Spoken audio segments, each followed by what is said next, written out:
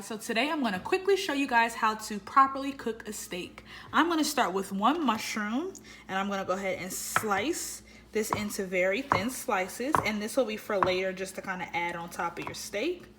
Next, I'm going to take an onion and cut some very thin slices.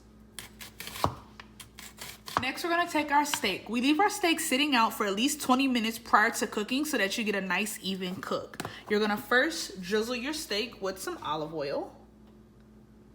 And you want to massage the oil into both sides of the steak. All right?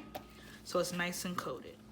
Next, you're going to take some pepper and sprinkle it right over top. You want to sprinkle and season from a high place so that the seasoning get nice and spread out. You're also then going to do the same for the salt.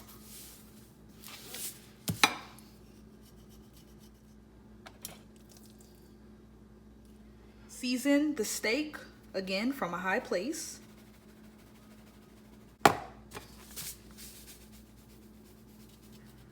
And all you need is salt and pepper to do your steaks.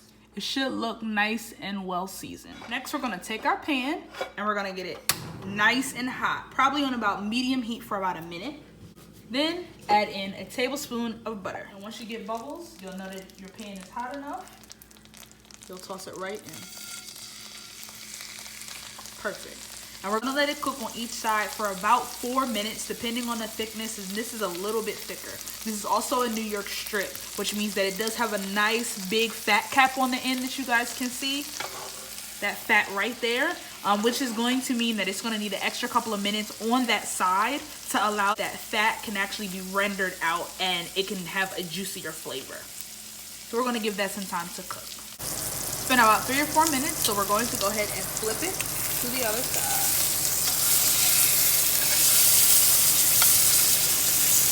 Now we're gonna let it cook on this side for about a minute, and then we're gonna add some other ingredients in to give it even more flavor. So I'm gonna go ahead and add 1 whole clove of garlic,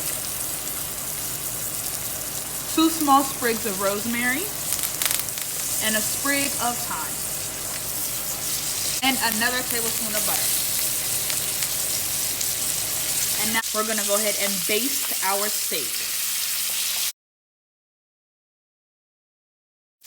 I'm gonna flip my steak on its side where that fatty piece was so that it gets a moment to cook now.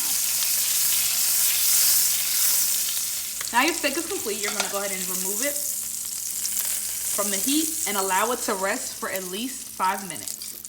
But we don't wanna waste all the good stuff that's in here, so we're gonna go ahead and throw in our veg.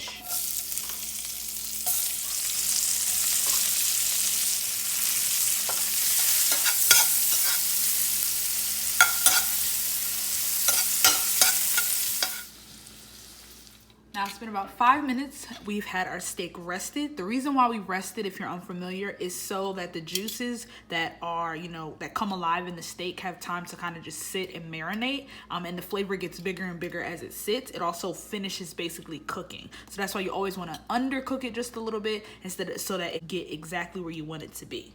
Also, a fun fact about steak, you can use a hand trick, which basically shows you how done your steak is. If you put your thumb to your pinky and touch this part of your hand, it's very tough. So this signifies a well done steak. If you touch your steak and it feels like this, it's well done.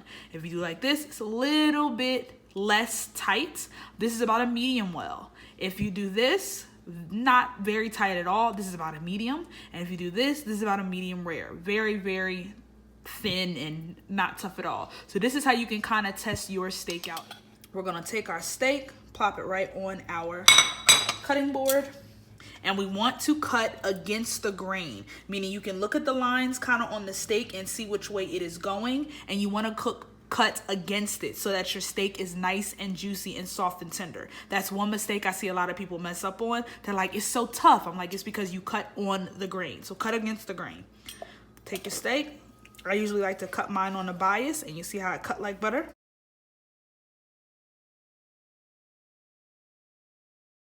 Now you can serve this with whatever you like. I usually go, I'm a steak and potatoes type of gal. So right on my potatoes.